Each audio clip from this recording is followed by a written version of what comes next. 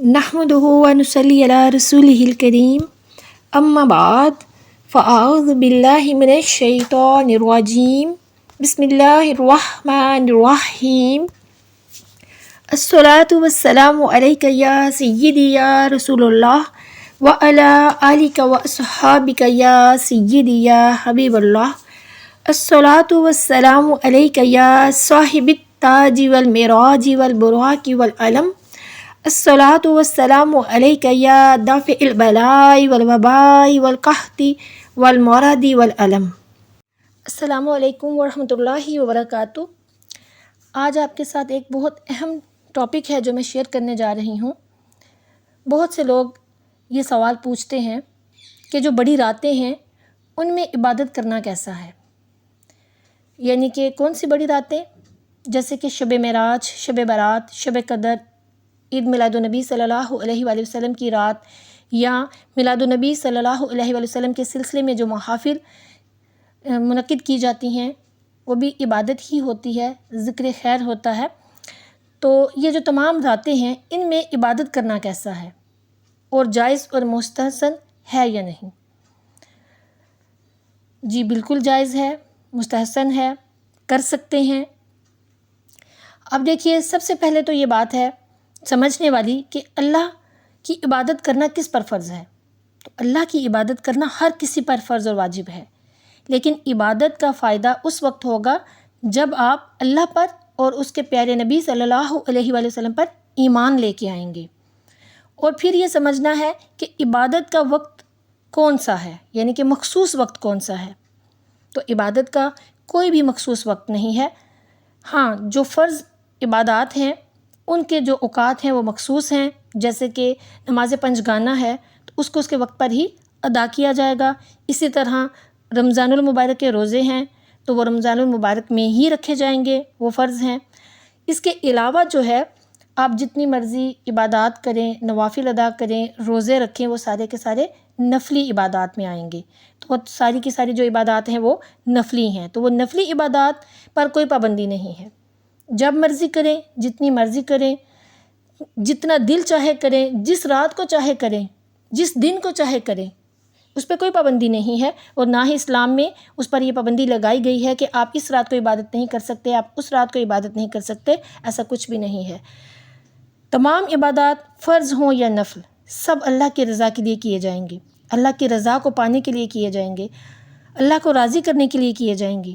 اب دیکھیے کہ ان بڑی راتوں میں اگر کوئی اللہ کی رضا حاصل کرنے کے لیے عبادت کرتا ہے تو کچھ فسادی لوگ اعتراض کرتے ہیں کہ اللہ نے ان کو یہ اختیار دیا ہے کہ عبادت قبول کرنا یا نہ کرنا انہوں نے ہے، حالانکہ ایسا کچھ بھی نہیں ہے۔ یہ کام تو اللہ عز و جل کا ہے۔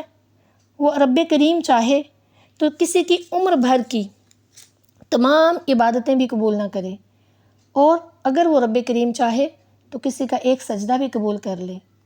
تو تمام عبادتیں اللہ کے لیے ہیں اور اس کی رضا حاصل کرنے کے لیے ہیں۔ اس لیے مسلمانوں کو دوسرے مسلمانوں کو بالکل بھی عبادات سے نہیں روکنا چاہیے، بلکہ ترغیب دلانی چاہیے عبادات کرنے کی۔ خود بھی کریں، دوسروں کو بھی ترغیب دلائیں۔ اور اگر کوئی مخصوص راتوں میں عبادت کرتا ہے تو کرنے دینا، کیوں منع کر رہے ہیں آپ اسے؟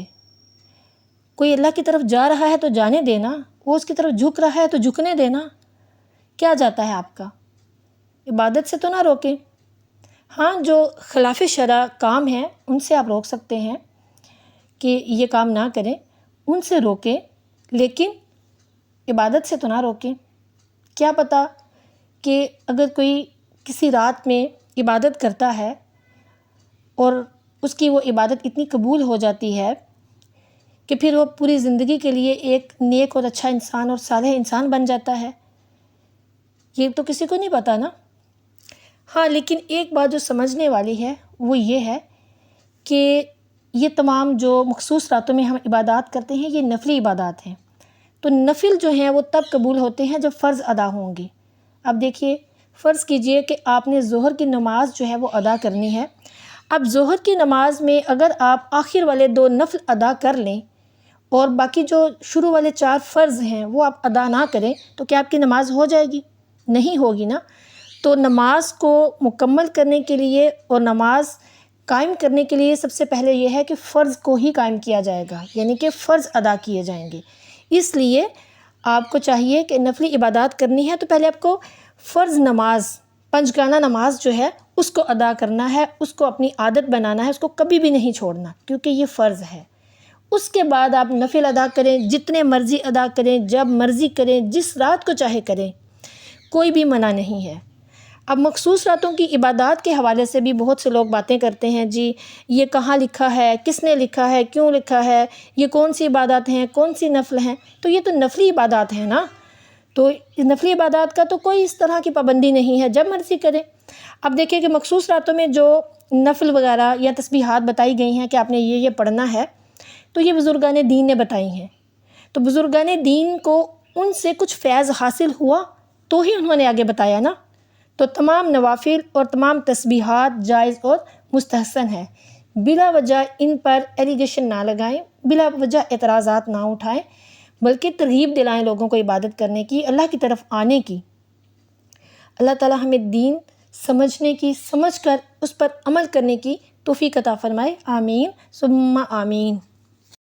اب یہاں پر ایک اور بات سمجھ لیجئے کہ یہ جو مخصوص راتیں ہیں، ان راتوں میں جاگنا، عبادت کرنا، اور بعض لوگ اگلے دن روزہ بھی رکھتے ہیں تو اس کا بھی اہتمام کیا جاتا ہے، تو یہ سب نفلی عبادات ہیں، فرض یا واجب نہیں ہے، اور بلا شبہ ہم میں سے کوئی بھی اس کو فرض یا واجب نہیں کہتا، لیکن مسلمانوں کی بہت بڑی تعداد ہے جو کہ اس رات اور اس کے علاوہ جو مخصوص بڑی راتیں ہیں ان میں ساری رات شب بیداری کرتے ہیں، عبادت کرتے ہیں، اور صبح کو روزہ بھی رکھتے ہیں۔